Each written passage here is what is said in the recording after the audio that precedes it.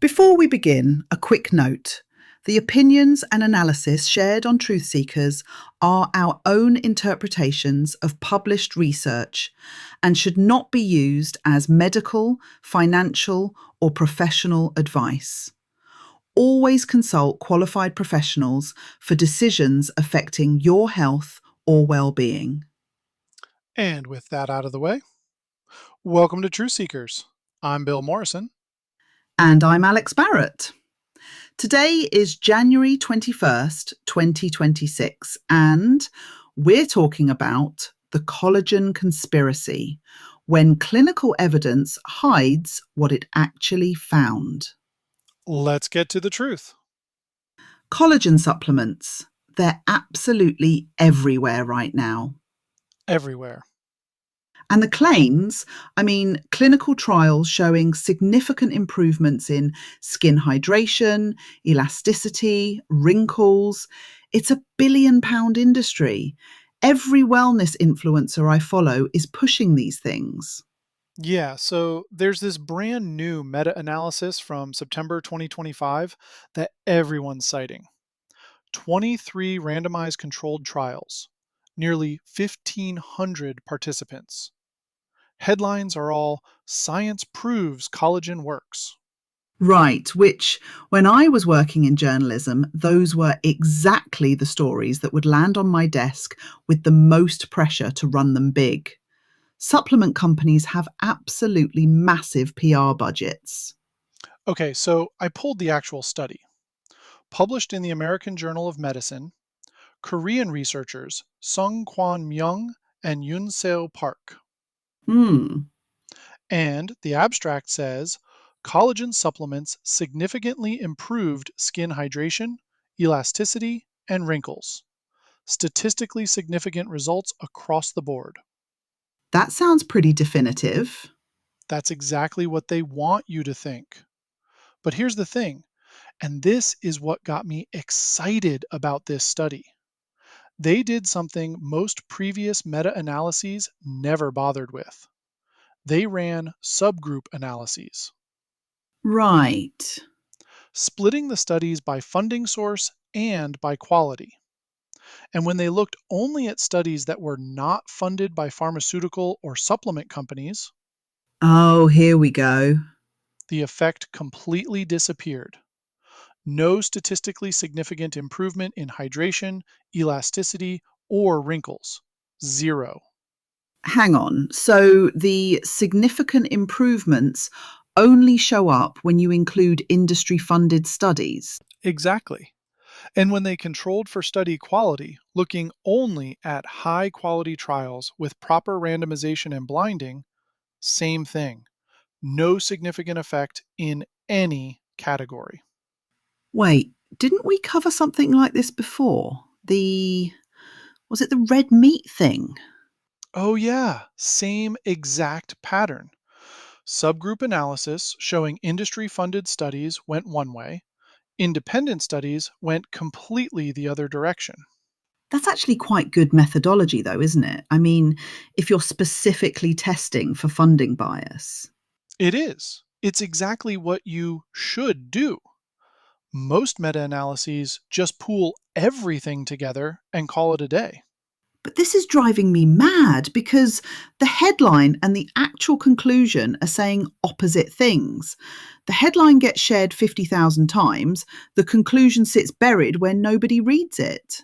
The researchers literally concluded, I'm quoting here, currently no clinical evidence to support the use of collagen supplements to prevent or treat skin aging.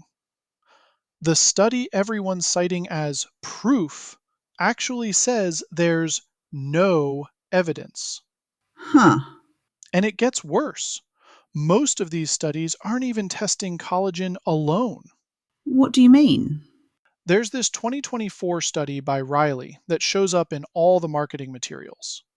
8 grams of hydrolyzed collagen plus 60 milligrams of vitamin C. Results showed improvements in hydration, elasticity, wrinkles. Sounds great. Except vitamin C is already proven to help with collagen synthesis in the body. Right. So, which ingredient is actually doing the work? They can't tell you. And according to Harvard's analysis, most collagen trials use commercial supplements loaded with other stuff: vitamins, minerals, hyaluronic acid, coenzyme Q10, antioxidants.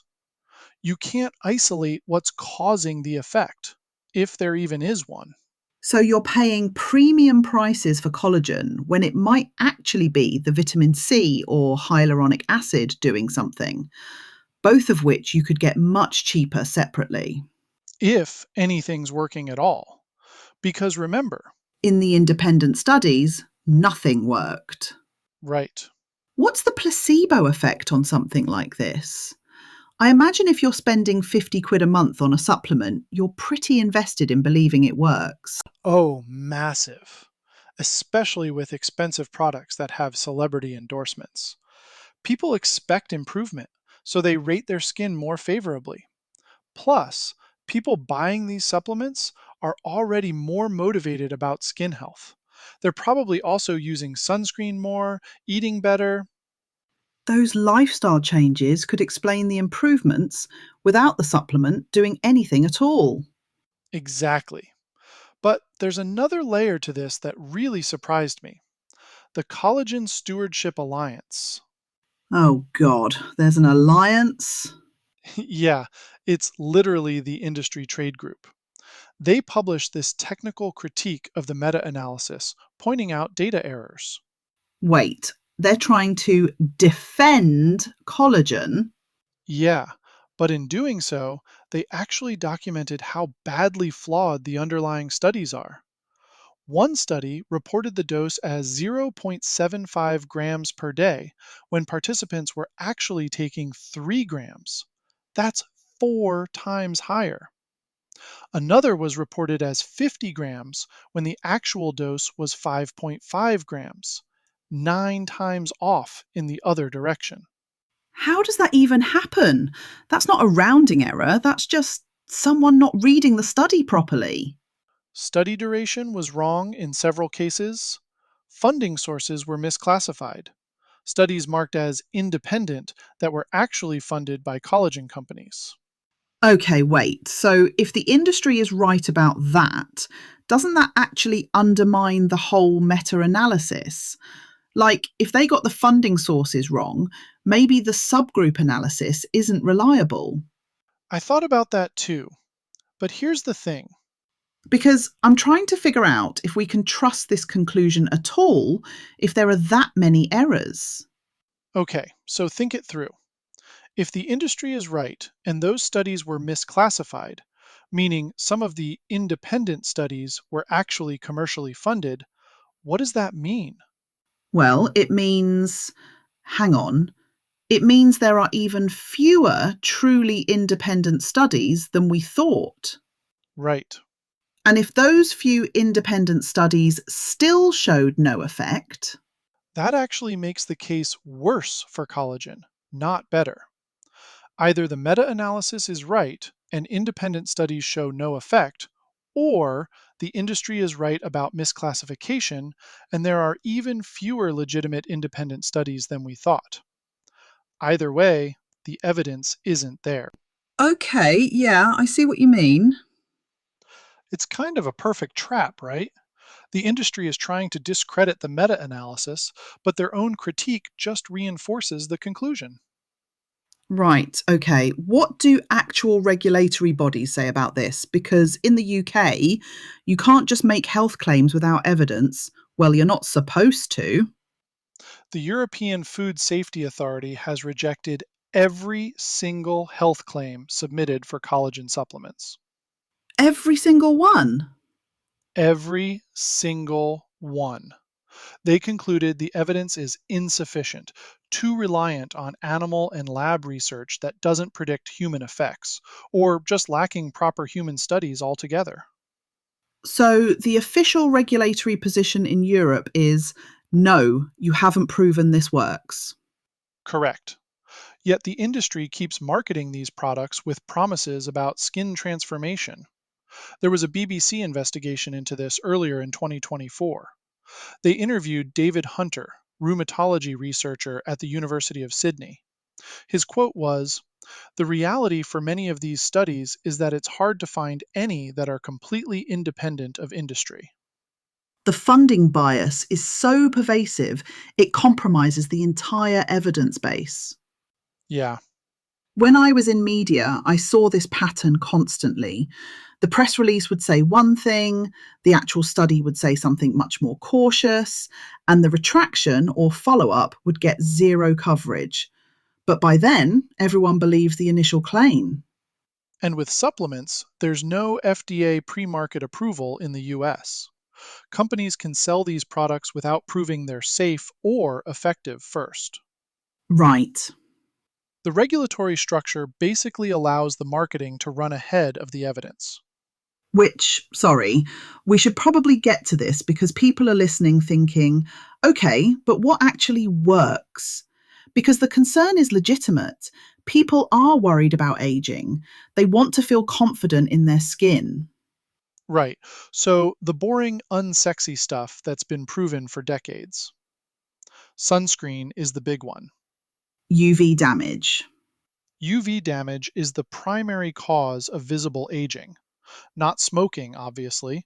Sleep, stress management, a decent diet with enough vitamin C and other nutrients from actual food. None of which you can package into an expensive supplement and sell with celebrity endorsements. Exactly. And here's what frustrates me from a data perspective. We actually know what works. The evidence for sun protection is overwhelming. The evidence for not smoking is overwhelming. But those aren't new, so they don't generate headlines or drive sales. Whereas collagen supplements can be positioned as this cutting edge science backed solution, even though the science says the opposite when you actually read it. The 2025 meta analysis is the perfect example. The pooled analysis, where they combine all the studies together, finds significant improvements. That's the number that goes in the abstract and the press release. But when you separate out the biased studies from the unbiased ones, the effect vanishes. That separation is buried in the results section that most people never read. And most journalists aren't reading it either because we're on deadline and the press release is right there with a tidy quote and a compelling headline. I haven't a clue how many of those I wrote in my early days, honestly. I don't blame individual journalists for that. It's a structural problem. But it means the public gets a completely distorted picture of what the evidence actually shows. What about people who swear collagen supplements worked for them? Because I know several people who say their skin genuinely improved after taking these things. Okay, so there's a few things happening there. Placebo effect is real and powerful. The lifestyle changes I mentioned, if you're taking a supplement, you're probably also being more health conscious in other ways.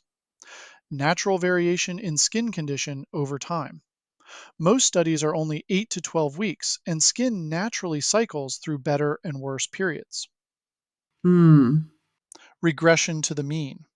And honestly, if taking a supplement makes someone feel more confident and that improves their quality of life, that's not nothing. But it's not the same as the supplement chemically changing their skin structure. Right, but they're paying a lot of money for what might just be a placebo.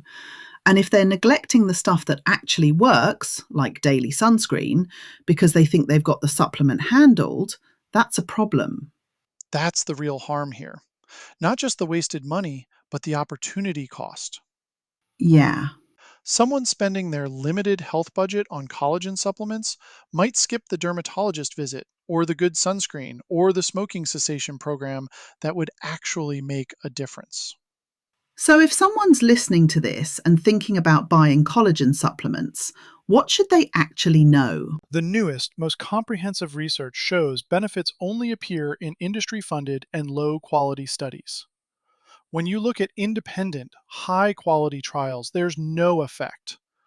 The products usually contain other ingredients, so even if there is an effect, you can't attribute it to collagen.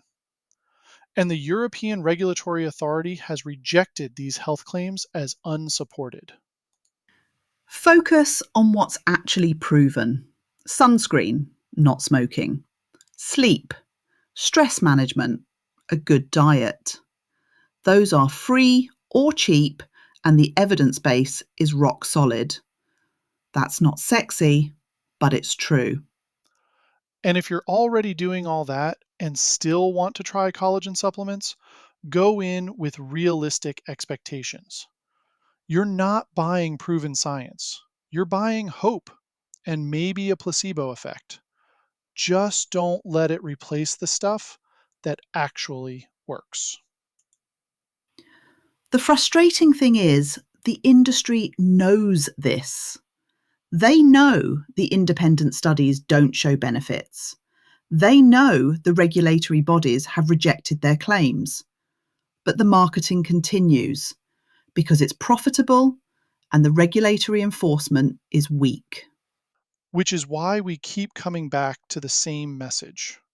Read past the headline. Check who funded the study. Look for independent replication. Be especially skeptical when there's a massive financial incentive to find a certain result. Because the truth is usually less exciting than the marketing, but it's also more useful. And in this case, the truth is pretty simple. Save your money, wear sunscreen, and don't believe everything clinical trials claim to show, especially when someone's trying to sell you something. Right, that's all for today's dive into the data. Just remember, everything we've discussed is our interpretation of published research and shouldn't replace professional medical advice. Absolutely.